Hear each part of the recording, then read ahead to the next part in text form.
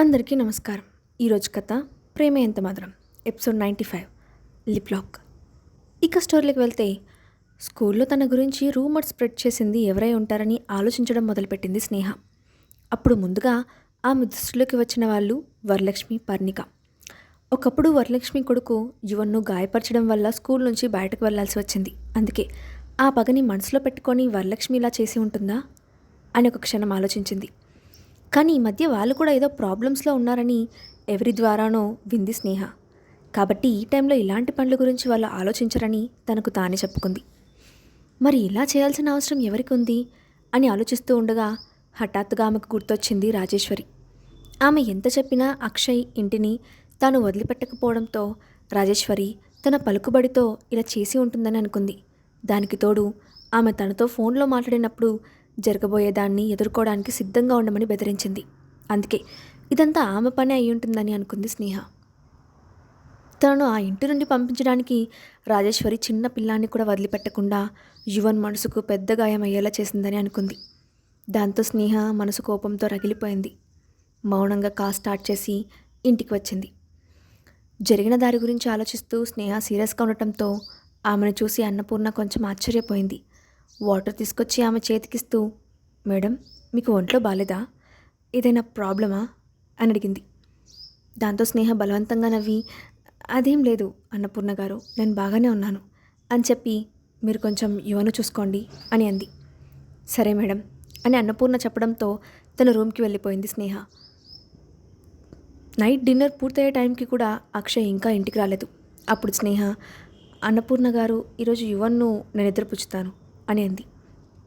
స్కూల్లో జరిగిన దాని గురించి ఆమె ఇంకా యువన్తో మాట్లాడలేదు. అందుకే యువన్తో మాట్లాడి ఎలా ఫీల్ అవుతున్నాడో తెలుసుకోవాలని అనుకుంది. అన్నపూర్ణ, సరే మేడం మీ ఇష్టం అని చెప్పి ఆమె యువన్తో, యువన్ బాబు మమ్మీని విసిగించకండి, ఇప్పటికే మమ్మీ అలసిపోయింది, నువ్వు త్వరగా నిద్రపోవాలి అని చెప్పింది. అలాగే పూర్ణగ్రాణి అంటూ తలూపాడు యువన్. డిన్నర్ పూర్తవడంతో యువన్ను నిద్రపుచ్చడానికి రూమ్లోకి తీసుకెళ్ళింది స్నేహ. ఆమె బెడ్పై కూర్చొని యువన్ను తన ఒడిలోకి తీసుకొని తలపై చేత్తో నిమురుతూ మెల్లగా తన గుండెలకు హత్తుకుంది. యువన్ కూడా స్కూల్లో గొడవ జరిగినప్పటి నుండి స్నేహతో సరిగ్గా మాట్లాడలేదు. అందుకే తల్లి దగ్గరికి తీసుకోగానే ఒక్కసారిగా ఆమెను తన 2 చేతులతో చుట్టుకున్నాడు. యువన్ మనసులో ఏం జరుగుతూ ఉందో స్నేహ ఊహించగలిగింది. ఒక తల్లిగా కొడుకుతో దాని గురించి ఎలా మాట్లాడాలో తెలియక ఒక క్షణం సంకోచించింది. కానీ ఇంతలో యువన్ స్నేహ వైపు చూసి, మమ్మీ స్కూల్లో ఆ బ్యాడ్ బాయ్ మాట్లాడిన మాటలకు నువ్వు బాధపడద్దు, వాళ్ళందరికీ మా మమ్మీ ఎంత మంచిదో తెలియదు, అందుకే అలా మాట్లాడుతున్నారు అని అన్నాడు. ఆ మాట వినగానే ఒక్కసారిగా స్నేహ కళ్ళలో నుండి నీళ్లు కిందకు జారాయి. ఆమె ఇప్పటి వరకు యువన్ను ఓదార్చాలని అనుకుంది. కానీ ఇప్పుడు యువన్ తనని ఓదార్స్తుండటంతో తన కొడుకు ప్రేమకు ఆమె మురిసిపోయింది. వెంటనే తన కళ్ళు తుడుచుకొని, సరే యువన్, కానీ నాకు ఒకటి చెప్పు, నేను నిన్ను ఇక ఆ స్కూల్ నుంచి వేరే స్కూల్కి మార్చాలని అనుకుంటున్నాను, దీనికి నీకు ఇష్టమేనా అని అడిగింది. ఇయర్ మధ్యలో స్కూల్ మార్చడం అంటే ఎంత కష్టంగా ఉంటుందో స్నేహకు తెలుసు. ఇప్పటి వరకు ఫ్రెండ్స్ అయిన పిల్లలు మారిపోతారు, కొత్త టీచర్స్, కొత్త స్కూల్కి అలవాటు పడడానికి కొంచెం టైం పడుతుంది. అందుకే స్నేహకు ఈ విషయంలో అనుమానంగా ఉంది. యువన్ కూడా ఆ మాట వినగానే కొంచెం నిరాశపడ్డాడు. కానీ ఇష్టంగానే తలూపి, ఓకే మమ్మీ, నువ్వేం చెప్పినా నేను వింటాను, ఐ లవ్ యూ మమ్మీ అంటూ ఆమె బుగ్గపై కిస్ చేశాడు. స్నేహ కూడా యువన్ను గట్టిగా కౌగిలించుకొని, నా వల్ల నువ్వు స్కూల్లో చాలా బాధపడ్డావు యువన్, ఐఎమ్ సారీ అని చెప్పింది. యువన్ వెంటనే తల అడ్డంగా ఊపుతూ, లేదు మమ్మీ, మా మమ్మీ చాలా మంచిదని నాకు తెలుసు, నేనేం బాధపడలేదు అని అన్నాడు. ఈ వయసులోనే యువన్ తనకు అంత సపోర్ట్గా ఉండటంతో ఆమె ఉద్వేగంగా, థ్యాంక్ యూ యువన్ అని అంది. మళ్ళీ వెంటనే ఏదో గుర్తొచ్చినట్లు యువన్ భుజాలను పట్టుకొని, చూడు యువన్, మనం స్కూల్ ట్రాన్స్ఫర్ అవుతున్న విషయంతో పాటు ఈరోజు స్కూల్లో ఏం జరిగిందో కూడా డాడీకి తెలియకూడదు, నువ్వు వాటి గురించి డాడీ దగ్గర ఏం మాట్లాడుకో, సరేనా అని అంది. స్కూల్లో జరిగిందంతా రాజేశ్వరి చేసిందని అక్షయ్కి తెలిస్తే అతను తల్లితో గొడవ పెట్టుకుంటాడని అనుకున్న స్నేహ ఆ విషయం అక్షయ్కి తెలియకుండా ఉంచాలని అనుకుంది. తల్లి మాటలు విన్న యువన్ సమాధానం చెప్పకుండా మౌనంగా ఉండిపోయాడు. తన తండ్రి దగ్గర నుంచి విషయం దాచడం యువన్కి ఇష్టం లేదని అర్థం చేసుకున్న స్నేహ యువన్కి అర్థమయ్యేలా వివరించి చెప్తూ, చూడు నాన్న, మనం డాడీకి అబద్ధం చెప్పడం లేదు, కానీ నిజం తెలియకుండా చూడాలని అంటున్నాను. ఎందుకంటే డాడీకి విషయం తెలిస్తే మళ్ళీ ఆ స్కూల్ వాళ్ళతో గొడవ పడతాడు, అది పెద్ద ప్రాబ్లం అవుతుంది. అవన్నీ అవసరం లేదు కదా అని అంది. స్నేహ చెప్పింది అర్థం చేసుకున్న యువన్ సరేనని తల ఊపి, డాడీ ఈరోజు ఇంకా ఇంటికి రాలేదు, నేను డాడీని మిస్ అవుతున్నాను అని అన్నాడు. ఆ మాట విని స్నేహ, నువ్వు ఇంట్లో ఉండే డాడీని మిస్ అవుతున్నావు, ఇక ఇక్కడి నుంచి వెళ్ళిపోతే నీ పరిస్థితి ఎలా ఉంటుందో ఊహించడానికే భయంగా ఉంది యువన్ అని లోపలే అనుకుంటూ, పైకి మాత్రం డాడీకి ఆఫీస్లో వర్క్ ఎక్కువగా ఉంటుంది నాన్న, నువ్వు ఈరోజు నిద్రపో, మార్నింగ్ లేచాక డాడీని కలవచ్చు అని చెప్పింది. సరే మమ్మీ అంటూ యువన్ స్నేహాను హత్తుకొని పడుకొని, మమ్మీ ఈరోజు నా కోసం ఒక స్టోరీ చెప్పవా అని అడిగాడు. దాంతో స్నేహ ప్రేమగా యువన్కి ముద్దు పెట్టి అతనికి స్టోరీ చెప్పడం మొదలుపెట్టింది. కథ వింటూ యువన్ కాసేపటికే గాఢ నిద్రలోకి జారుకున్నాడు. అప్పుడు స్నేహ మనసులో గిల్టీనెస్తో కొడుకు శరీరాన్ని తడిమింది. ఈ చిన్న వయసులో అన్ని ఎమోషన్స్ను అనుభవించాల్సి వచ్చినందుకు యువన్ పట్ల జాలి కూడా కలిగింది. ముందు అర్జెంటుగా యువన్ను ఆ స్కూల్ నుండి మార్చేయాలని నిర్ణయించుకున్న స్నేహ వెంటనే స్కూల్స్ కోసం సెర్చ్ చేయాలనుకుంది. దాంతో ఆమె లేచి ఆ రూమ్ డోర్ క్లోజ్ చేసి తన గదికి వెళ్తూ అలవాటుగా అక్షయ్ గది వైపు చూసింది. కానీ గదిలో లైట్ కనిపించకపోవడంతో అక్షయ్ ఇంకా ఇంటికి రాలేదు, ఆఫీస్లో ఇంకా ఓవర్ టైం చేస్తున్నాడా, ఇంత టైం పని చేస్తే అతని హెల్త్ ఏమైపోతుంది అని అనుకుంది. దాంతో రూమ్కి వెళ్ళిన ఆమె తన మొబైల్ తీసుకొని లేట్ నైట్ అవుతుంది, త్వరగా రా అని అక్షయ్ కోసం మెసేజ్ టైప్ చేసింది. కానీ ఆ మెసేజ్ ఫార్వర్డ్ చేయబోతుండగా రాజేశ్వరి మాటలు గుర్తుకు రావడంతో ఆమె దాన్ని సెండ్ చేయలేకపోయింది. వెంటనే మెసేజ్ డిలీట్ చేసి ఫోన్ తీసి పక్కన పడేసి ల్యాప్టాప్ ఓపెన్ చేసి స్కూల్ కోసం వెతకడం స్టార్ట్ చేసింది. కాసేపటి తర్వాత అలసటగా సోఫాలో వెనక్కి ఆనుకొని కళ్ళు మూసుకుంది స్నేహ.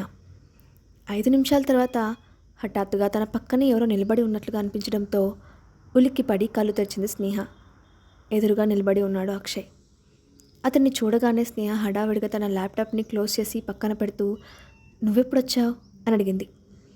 అక్షయ మూసేసిన ల్యాప్టాప్ వైపు అనుమానంగా చూసి, ఇప్పుడే వచ్చాను, నీ రూమ్లో లైట్ వెలుగుతూ ఉంది, అది చూసి నువ్వు ఇంకా నిద్రపోలేదేమోనని చూడ్డానికి వచ్చాను అన్నాడు.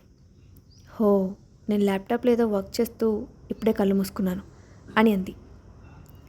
అక్షయ్ తన ఒంటిపై ఉన్న కోట్ తీసి సోఫాపై పడేసి తన షర్ట్ కఫ్లింగ్స్ను ఓపెన్ చేసి ఆమె పక్కనే కూర్చొని నెక్ టై లూజ్ చేసుకుంటూ, నువ్వు బాగానే ఉన్నావా అని అడిగాడు.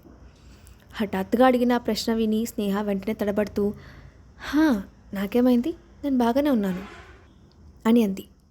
సరే, ఒకవేళ ఫ్యూచర్లో నీకేదైనా ఇబ్బందిగా అనిపిస్తే నువ్వు నాతో చెప్పాలి, సరేనా అంటూ ఆమె వైపు చూశాడు అక్షయ్. స్నేహ వెంటనే తలదించుకొని సరే అని అంది. కానీ మనసులో మాత్రం కొన్ని విషయాలు నేను నీకు చెప్పలేను అక్షయ్ అని అనుకుంది. ఆమె ప్రవర్తనలో ఏదో మార్పు ఉందని గమనించాడు అక్షయ్. కానీ ఆమెను మరిన్ని ప్రశ్నలు అడిగి ఇబ్బంది పెట్టకుండా, అది సరే, నువ్వు ఇంకా నిద్రపోకుండా ఏం చేస్తున్నావు, నా కోసం వెయిట్ చేస్తున్నావా అని అడిగాడు. స్నేహ వెంటనే తలపైకెత్తి తడబడుతూ, లేదు, అదేం లేదు అంటూ ఏం చెప్పాలో తెలియక అసహజంగా నవ్వింది. అక్షయ్ ఆమె సమాధానాన్ని పట్టించుకోకుండా, ఈ మధ్య కంపెనీలో కొంచెం ఎక్కువ వర్క్ ఉంటుంది, అందుకే ఓవర్ టైం చేస్తున్నాను అని ఆమె అడగకపోయినా ఆ మనసులోని ప్రశ్నకు సమాధానం చెప్పాడు. ఆ తర్వాత స్నేహ వైపు తిరిగి, నువ్వు వెయిట్ చేయడం లేదంటే నేను నమ్మను అని అన్నాడు.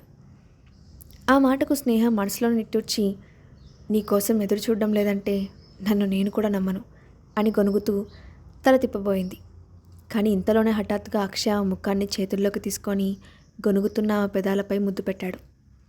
ఊహించని ఆ పరిణామానికి స్నేహ కళ్ళు పెద్దవి చేస్తూ అలాగే చూస్తూ ఉండిపోయింది. కానీ అక్షయ్ మాత్రం చాలా రోజుల నుంచి మిస్ అయింది ఏదో దొరికినట్లు ఆమెను వదలకుండా ముద్దు పెడుతూనే సోఫాలో వెనక్కి నెట్టాడు. ఆ క్షణం అక్షయ్ని చూస్తే ఆ ముద్దు కోసం అతను అడిక్ట్ అయినట్లుగా అనిపించాడు. కానీ స్నేహ అతన్ని వెనక్కి నెడుతూ, అక్షయ్ ఇక చాలు అని అంది.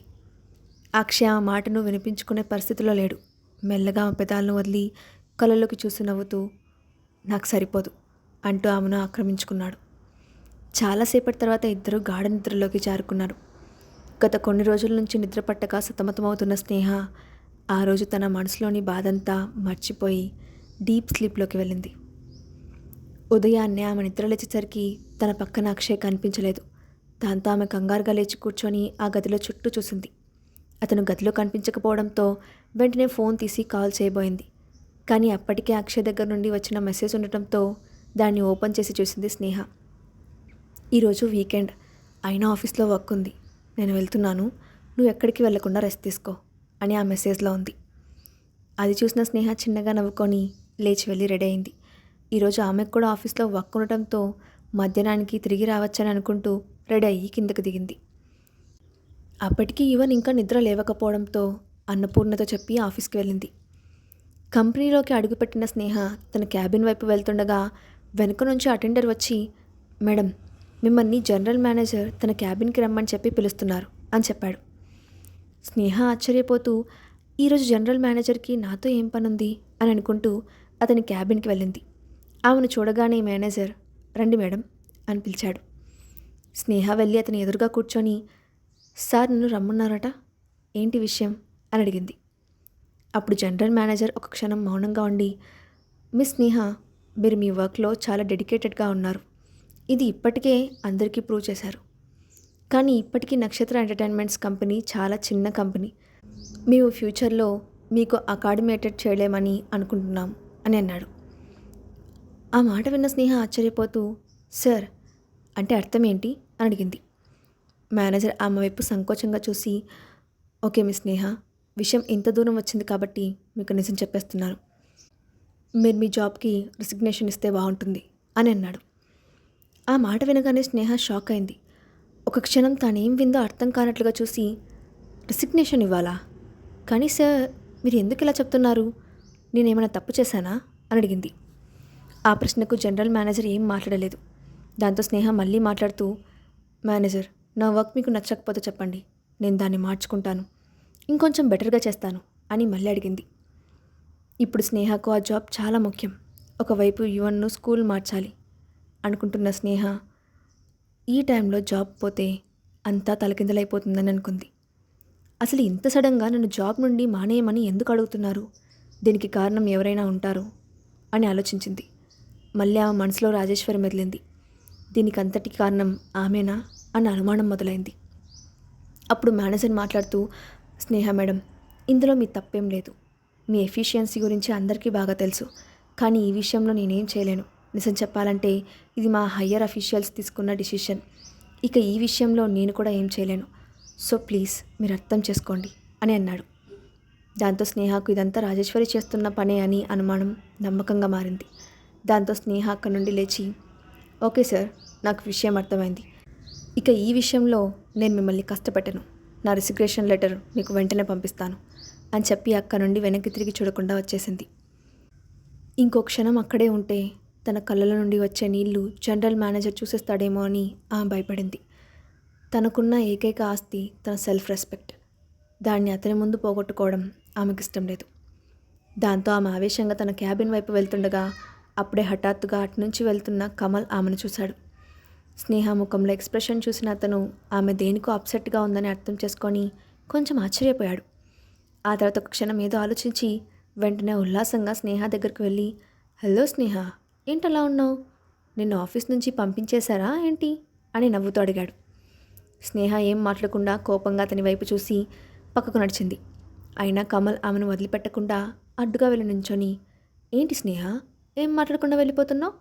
నిన్ను జాబ్ నుండి తీసేస్తే ఆ హ్యాపీనెస్ను నాతో కూడా చెప్పచ్చు కదా, నేను కూడా సంతోషిస్తాను అని అన్నాడు. అడ్డు తప్పుకో, సీరియస్గా అంది స్నేహ. కమల్ నవ్వుతూ, తప్పుకోకపోతే అని అన్నాడు. అప్పటిదాకా కోపాన్ని కంట్రోల్ చేసుకున్న స్నేహ ఇక ఒక్క క్షణం కూడా ఆగలేనట్లు, తప్పుకోకపోతే చెంప దెబ్బ తినవలసి వస్తుంది అంటూనే కమల్ చెంపపై లాగి పెట్టి కొట్టింది. ఊహించని ఆ చెంప దెబ్బకు కమల్ బిత్తరపోయాడు. స్నేహ జాబ్ పోవడానికి కారణమైన వ్యక్తి ఎవరు?